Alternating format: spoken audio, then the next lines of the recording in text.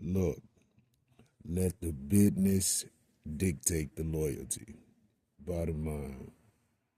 What's happening is Rico.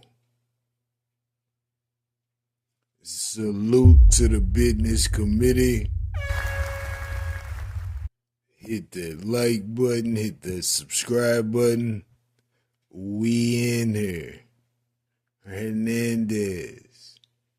Hernandez GOVAN. CEDDY NASH. Damn. Recently, these two gentlemen were on live and it got serious. They was both talking ish to each other, threatening to pull up when I see you what's happening, we could get right to it, the whole nine. It spread like wildfire because people were thinking, why is this gentleman on live saying anything for the most part, fresh off the trial verdict? But then you get the promo from Vlad TV. Interview with Hernandez GOVAN and his attorney. Damn. Is this promotion, a play, a pure conflict? It's definitely a play. It's definitely promotion. Because soon after the conflict on live, you get the Vlad advertisement. You get the portions of the interview that begin to drop. And what's the best way to draw attention to anything? Drama and conflict. The same marketing tool they use in hip hop, they're using it in interviews now. When I looked at the interaction between CEDDY NASH and Mr. GOVAN, it didn't seem authentic. And you know, niggas is gonna talk ish because that's just what they do. But it didn't seem authentic at all.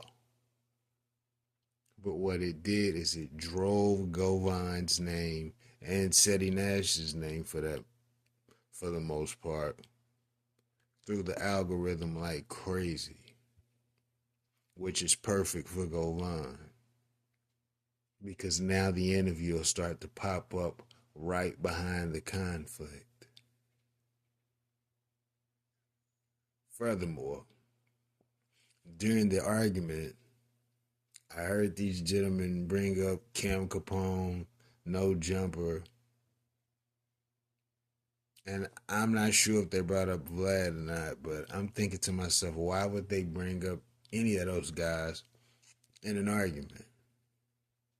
It made no sense. But he's letting you know I'm interviewing with all of those gentlemen. Expect to see me on all of those platforms. You better believe it. So this was definitely a play, promotional tool to drive a lot of attention to Hernandez GOVAN. Now this is what he also has to think about too. He may get on Vlad, say this, say that, contradict himself. They're still watching you because they still may be able to charge you with something else. Who knows? So he still has the eyes on him as he does these interviews. And I'm sure he's going to go through the regular blogger pipeline.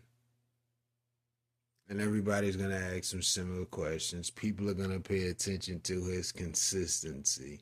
Hell, the law might even pay attention to his consistency. What new information is divulged, he doesn't know. He's about to be picked to pieces, picked apart to pieces. They're going to comb through everything he says and does. Simply because there's some people who think, how the hell did he get off with this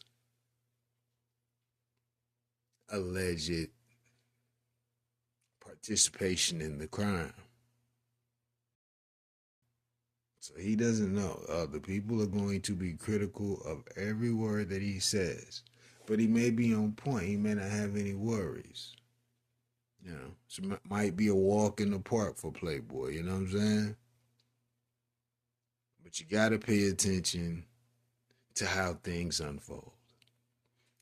As I said before, I do not think that that interaction between the gentleman CEDDY Nash and GOVAN was genuine, but I think it definitely drove a lot of attention to the Vlad interviews, CEDDY Nash, GOVAN's name just being in the algorithm to make people who are curious look into it.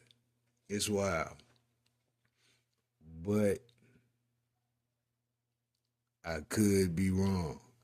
I could be wrong. Let me know what you think about this in the comments. Rico, what the business is. Want it.